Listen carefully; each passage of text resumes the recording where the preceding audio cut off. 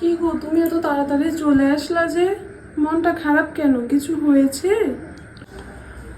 আর কি বলবো বলো, আজকে মালিকে টাকাটা দেয়নি। মালিকের টাকাটা নাকি ঢুকেনি, ইএমআই দিতে হবে।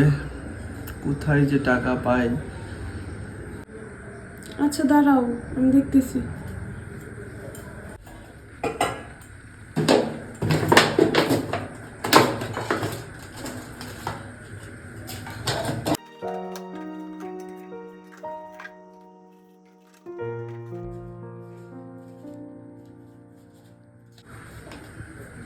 এই নাও, এখানে 5,000-এর মতো আছে, এটা দিয়ে হয়ে যাবে।